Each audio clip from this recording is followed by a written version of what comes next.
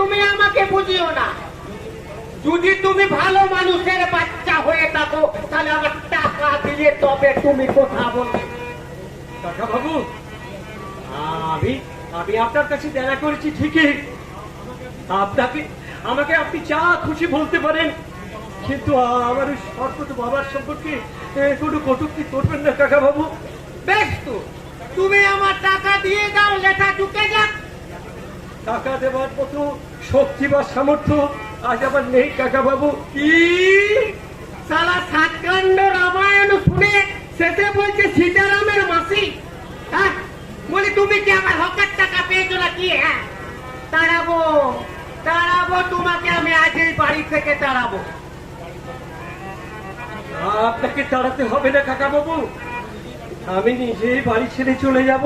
সত্যি বলছো বাবাজি তুমি? আমি কোনদিন মিথ্যা বলি না কাকা বাবু। হ্যাঁ, তা অবশ্য ঠিক, বললে কথা দোষ হবে। এই জন্যই তো তোমাকে আমার এত ভালো লাগে। হ্যাঁ, তুমি টাকা দিতে পারবে না সেটা আমি আগেই জানি, এই জন্য এই গরিব দলিলটা আমি সঙ্গে করে এনেছি। তুমি এখানে এখানে এখানে বসো, এই ট্রেনটাই একটা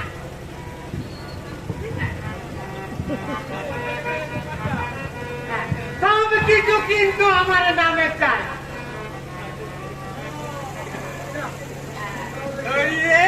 মাধব, এতদিনে আমার মনের আশা পূর্ণ হলো। এই নিন, এই নিন কাকা বাবু আপনার দলিল খানা।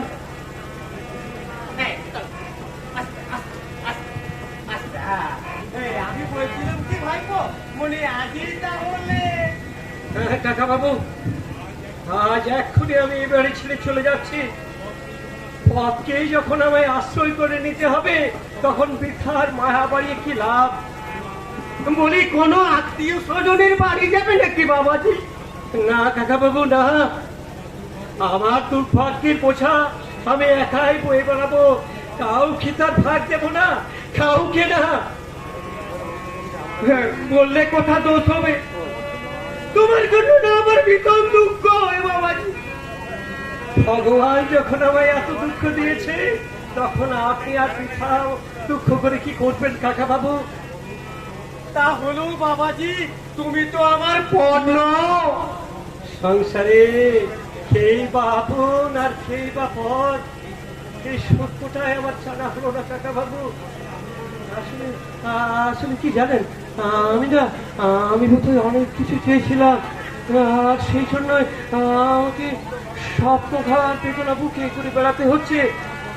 আমার আমার জানেন, আমার কত স্বাদ ছিল, আমার কত স্বপ্ন ছিল, আমার দু ভাইদের নিয়ে আমি এই বাড়িতে আনন্দের হাট বসাবো, কিন্তু কিন্তু আমার আজ এমনই তো বাবাজি, পিতৃপুরুষের এই পবিত্র ভিটে খানা আমি রক্ষা করতে পারলাম না কাকা বাবু, আমি রক্ষা করতে পারলাম না। তুমি মন খারাপ করো না বাবাজি, বলি যেতে যখন তোমাকে হবে তখন আর দেরি না করে সকাল সকাল বেরিয়ে যাওয়াই বোধহয় উচিত হবে। না না, আর আমি দেরি করবো না কাকা বাবু, আমাকে আমাকে আপনি শুধু একটু সময় দিন,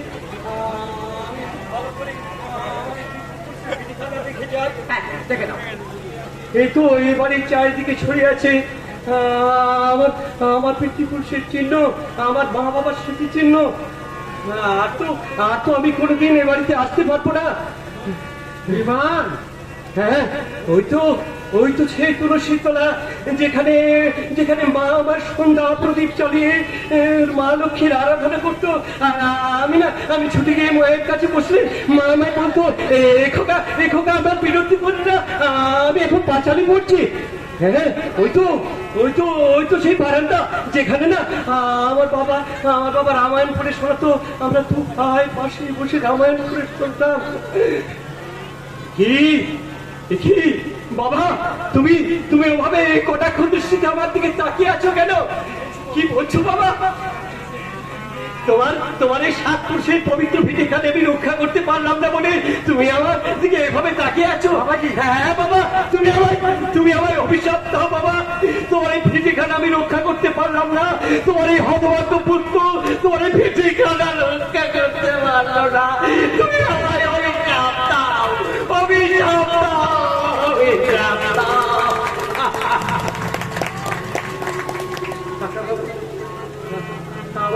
আমার পুরো ব্যবস্থাকে প্রণাম করতে দিন।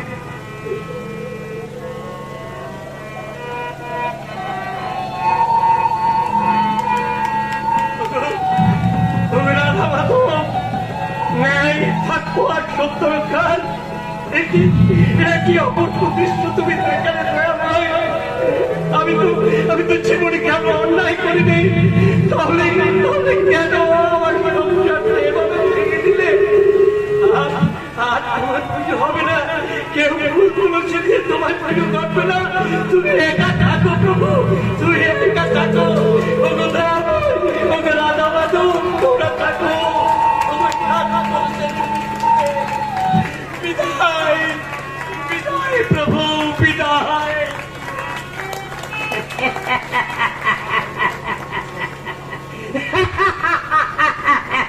বললে কথা তো তবে, তবুও বলছি, সুরপতি শর্মার পোষমান আর বিমান মন্ডলের পেছনে আছলা পাত।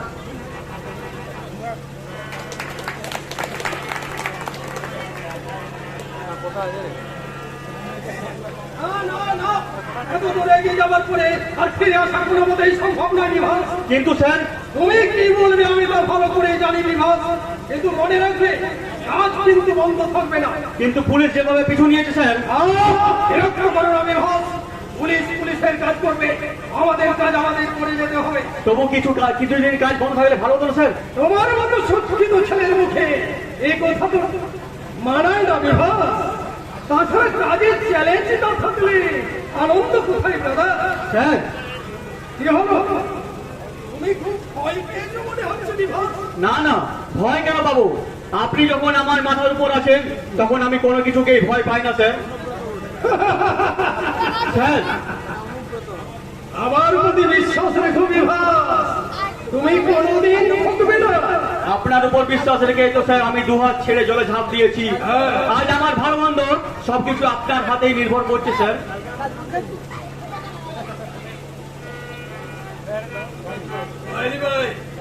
লাট্টু যে মালগুলো পাঠিয়েছিল কাল রাতেই স্যার ডিসপ্যাচ করে দিয়েছি। Very good, very good. এইভাবে তুমি মন দিয়ে কাজ করে যাবে বিভাস। নাম স্যার, না মানে আপনি অনুমতি দিলে মিলিকে নিয়ে আমি একটু বেড়াতে যেতাম। বেড়াতে যাবে? আরে ব্রাদার, এতে আমার অনুমতির কি আছে? মিলি তোমার ভবিষ্যৎ, তাকে নিয়ে তুমি নিশ্চয়ই বেড়াতে যাবে। তাহলে এখন আসি স্যার। হ্যাঁ, কিন্তু কাজে যেন কোনো ভুল না হয় বিভাস। কোনো ভুল হবে না স্যার, কারণ কাজের মধ্যেই আমি নিজেকে ডুবিয়ে রেখেছি। কারণ আমি জানি আমার কর্মক্ষমতার জন্যই আমি আজ এই জায়গায় এসে দাঁড় করিয়েছি। অনেক স্বপ্ন আমার বুকতে আঁকা আছে স্যার, তাই স্বপ্নকে সত্যি করতে কাজকে আমি কিছুতেই ফাঁকি দিতে পারি না স্যার, কিছুতেই না। আজ আমার নিজেকে নিজে অভিনন্দন জানিয়ে বলতে ইচ্ছে করছে, সমাজ রফি চৌধুরী সমাজ, এই জগতে তো তোমার বাবুর বলাই হয় না। দাদা, সত্যি সত্যি তোমার কোনো তুলনা হয় না, কারণ তোমার তুলনা তুমি শুধু নিজেই। তুমি নিজেকে আর কত নিচে নামাবে দাদা বলতে পারো? তুমি কি দেখতে পাচ্ছ না সামনে তোমার বিরাট খাদ? তুমি কি বুঝতে পারছো না ওই ধ্বংসের অশনি সংকেত? রক্তপাতের বাঁধন থেকে মুক্ত হতে না পারলে তোমার কিন্তু পরিত্রাণ নেই দাদা, তোমার পরিত্রাণ নেই। অনেক হয়েছে দাদা, অনেক হয়েছে, এবার তুমি শান্ত হও। মনুষ্যত্বের অবমাননা করে তুমি এতদিন যে মহা ভুল করে এসেছো, সেই ভুলের এবার একটু সংশোধন করে তুমি মানুষের পরিচয় দাও দাদা। আমি তো মানুষ, সত্যিকারেরই মানুষ, আমার মধ্যে বিন্দু মাত্র ভেজাল নেই রঞ্জন। এখনো তুমি এই কথাটা বলতে পারছো দাদা? কেন পারবো না? আরো বলছি শোন, আমার জীবন নদীতে শুধুই জোয়ার ভাটা নেই, তাই আমার ভাবনায় অস্থির না হয়ে তুই তোর ভাবনা ভাবলেই আমি খুশি হব রঞ্জন। তোমার এই অহংকার বোধ তোমার একদিন প্রথম ডেকে আনবে দাদা, তাই তোমাকে আমি ভাই হয়ে সাবধান করে দিচ্ছি। তুমি তুমি নিজেকে যতই সাধু পুরুষ বলে জাহির করার চেষ্টা করো না কেন, তোমার মহাভুলের শাস্তি তোমাকে কিন্তু ভোগ করতেই হবে দাদা, তোমাকে কিন্তু ভোগ করতেই হবে। কারণ কারণ পাপ কিন্তু কখনো তার বাপ কেউ রেহাই দেয় না দাদা। রঞ্জন, আমি যে তোমার ভাই, আজ এটাই আমার জীবনের সবচেয়ে বড় লজ্জা দাদা। তোমার জন্য, হ্যাঁ তোমার জন্য আমি সমাজে মাথা উঁচু করে বাঁচতে পারি না। সব সময় আমার যেন নিজেকে ছোট বলে মনে হয়। বেশ তো, মাথা উঁচু করে যাতে বাঁচতে পারিস তার চেষ্টা কর। আমি তো আর তোকে এখানে ধরে রাখিনি রঞ্জন। তার মানে শোন রঞ্জন, অনেকদিন ধরে তোর আমি অনেক অধ্যক্ষ সহ্য করেছি, কিন্তু আজ তোকে আমি শেষবারের মতো শেষ কথা বলছি। আমার সঙ্গে আমার খেয়ে তুই শত্রুতা করবি, এটা আমি কিছুতেই বরদাস্ত করবো না। কি বললে? বললাম এই যে তুই সাবালক হয়েও কিন্তু পুরোপুরি নাবালক দাদা, কারণ আমার দয়ার উপরে তোর সুখ স্বাচ্ছন্দ্য সব নির্ভর করছে। আমি তুই নিশ্চয় অস্বীকার করতে পারবি না রঞ্জন, বিষয় সম্পত্তি যা কিছু করার সব আমি করেছি। পৈতৃক সম্পত্তি বলতে এই পুরোনো বাড়িটা ছাড়া আর তো কিছুই ছিল না। তাই আমার অনুগ্রহ পেতে হলে তোকে তোর পথে আমার মতেই মত নিয়ে চলতে হবে, অন্যথা তোকে তোর পথ বেছে নিতে হবে Ranjan. This is my first and final decision. ভাবিনি, সত্যি তো এমন করে আমি আগে কখনো ভাবিনি। ও আমার আমার অনেকদিন আগেই ভাবা উচিত ছিল, আমার অনেকদিন আগেই ভাবা উচিত ছিল। না না না না, আসল সত্য যখন প্রকাশ পেয়ে গেছে, তখন তখন এই বাড়িতে আমি আর এক মুহূর্ত থাকবো না। এই বাড়িতে অসহ্য যন্ত্রণায় আমার মাথাটা যেন ছিঁড়ে যাচ্ছে। মনে হচ্ছে যেন অসংখ্য দুষ্ট কীট আমার মাথাটা পুড়ে পুড়ে খাচ্ছে। না, চলে যাবো আমি, এই পাপের মশা ছেড়ে চলে যাবো। আমি থাকবো না, এই বাড়িতে আমি আর থাকবো না। কোথায় যাবে ছোট খোকা? জানি না অনাথ কাকা, আমি জানি না, কিন্তু চেয়েছে যে আমাকে হবে অনাথ কাকা। কি বলছো ছোট খোকা? বাড়ি ছেড়ে তুমি? বাড়ি বাড়ি তো আমার আর নেই অনাথ কাকা। আমি মিথ্যে এতদিন, ও ঠাকুর, কেন যে আমি এত বড় ভুল করলাম? কেন কেন আমি এতদিন পাপের অন্ন ভোগ করলাম ঠাকুর? কেন? শান্ত হও ছোট খোকা, তুমি শান্ত হও। পারছি না অনাথ কাকা, শান্ত হতে যে আমি কিছুতেই পারছি না। ছোট খোকা, তোমার গা যে জ্বরে পুড়ে যাচ্ছে। ও কিছু নয় অনাথ কাকা, ও কিছু নয়। এমন জ্বর আমার আমার মাঝে মধ্যেই হয় অনাথ কাকা। সে কি, এতদিন তুমি আমাকে বলনি কেন? চলো চলো, ডাক্তারখানায় চলো। না অনাথ কাকা, না, ডাক্তারখানায় নয়, আমি তোমার দুটি পায়ে পড়ি অনাথ কাকা। তুমি আমাকে এই বাড়ি থেকে নিয়ে চলো অনাথ কাকা, তুমি আমাকে এই বাড়ি থেকে নিয়ে চলো। কি বলছো তুমি? এই অবস্থায় তোমাকে আমি? তুমি তুমি প্রশ্ন করো না অনাথ কাকা, তুমি আমাকে এই বাড়ি থেকে নিয়ে চলো। আজ তুমি যদি সত্যিই আমাকে ভালোবেসে থাকো অনাথ কাকা, তাহলে তুমি আমাকে এই বাড়ি থেকে নিয়ে চলো। ছোট খোকা, অনাথ কাকা, নিয়ে ছোট চলো। খোকা। ওই পথ আমাকে ডাক দিয়েছে অনাথ কাকা। এই দেহ কাছে থেকে প্রাণটা বেরিয়ে যাওয়া না অবধি চলো অনাথ কাকা, চলো অনাথ কাকা। আমরা ওই পথকে আশ্রয় করি অনাথ কাকা, আমরা ওই পথকে আশ্রয় করি, ওই পথকে আশ্রয় করি।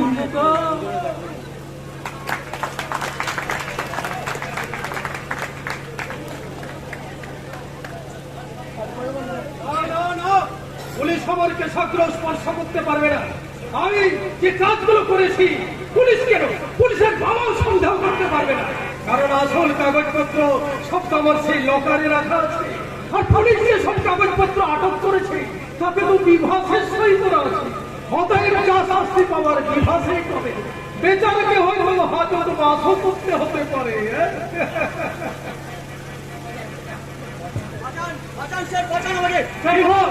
কি হলো? আপনি তো জানেন স্যার, আমি যা কিছু করেছিলাম আপনার নির্দেশেই করেছি স্যার। আমি তো অস্বীকার করছি না। গ্রেপ্তারি পরোয়ানা জানি নিয়ে পুলিশ আমাকে ফোন নিয়ে খুঁজে বেড়াচ্ছে স্যার। আপনি আমাকে বাঁচান স্যার, দয়া করুন স্যার। কি মুশকিল! আরে পালিয়ে বেড়াতে তোমাকে কে বলেছে? তুমি পুলিশের হাতে ধরা দিয়ে দাও। কি বলছেন আপনি? আমি অনেক ভেবে দেখেছি বিভাস, এছাড়া তোমার কোনো পথ নেই। তুমি পুলিশের হাতে ধরা দিয়ে দাও। স্যার, আপনি আমাকে বাঁচানোর জন্য কিছু করবেন না, অথচ আমি আপনার কথা মতো সব কিছু করেছি স্যার। তার জন্য তো মাসিক পয়সাও নিয়েছ বিভাস। না না, এতক্ষণ নিয়ে তো আপনি হবেন না স্যার, আমাকে বাঁচান স্যার, দয়া করে আপনি আমাকে বাঁচান স্যার, দয়া করে বাঁচান স্যার আমাকে। স্যার, তুমি এখনো ছেলে মানুষই আছো বিভাস। দেখো, এই সমাজের মধ্যে আমার এই একটা উজ্জ্বল ভাবমূর্তি আছে। তোমার মতো একটা ক্ষীণ কি সমাজ বিরোধীকে বাঁচাতে গিয়ে আমি তো আমার এই উজ্জ্বল ভাবমূর্তিটাকে নষ্ট করতে পারি না। বাহ, চমৎকার! আমি এখন সমাজ বিরোধী না না, আপনি যথার্থই বলেছেন। আমি মহামূর্খ, তাই চিনতে পারিনি আপনাকে, বুঝতে পারিনি আপনার আসল পরিচয়। আমি চিন্তাই যখন পেরেছো বিভাস মল্লিক, এখন ভালোই ভালোই বিজয়ী হয়ে যাও। ওই জেলখানায় তোমার উপযুক্ত ঠিকানা। তবে তুমিও জেনে রাখো শয়তান, তুমি আমার সুন্দর জীবনটাকে যেভাবে নষ্ট করে দিয়েছো, তোমাকে আমি শান্তিতে থাকতে দেবো না। হ্যাঁ হ্যাঁ, আমি আজই পুলিশের কাছে গিয়ে তোমার সমস্ত গোপন কীর্তি ফাঁস করে দেবো, সমস্ত গোপন কীর্তি আজই ফাঁস করে দেবো আমি। আরে তুমি আমাকে ধমকাচ্ছ বিভাস মল্লিক, আমি তো তোকেই ধমকাবো।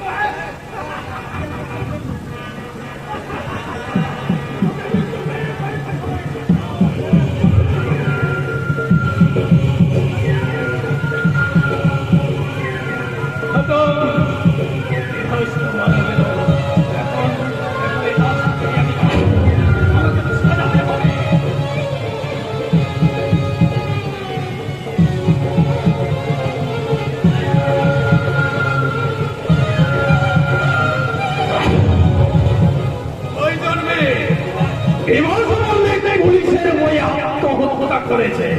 Yes! আত্মহত্যা!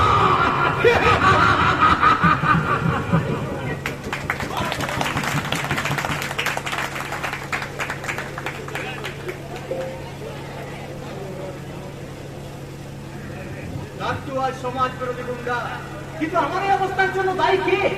আত্মসুখ সর্বস্ব সমাজ আমাকে মানুষের মর্যাদা দেয়নি, গরিব বলে সর্বদাই আমাকে ঘৃণায় দূরে সরিয়ে দিয়েছে। এমনকি দেনার দায়ে বাবা আত্মহত্যা করার পর ওই বাবা পর্যন্ত আমাকে রেহাই দেয়নি। হ্যাঁ, মানুষের ঘৃণা অপমান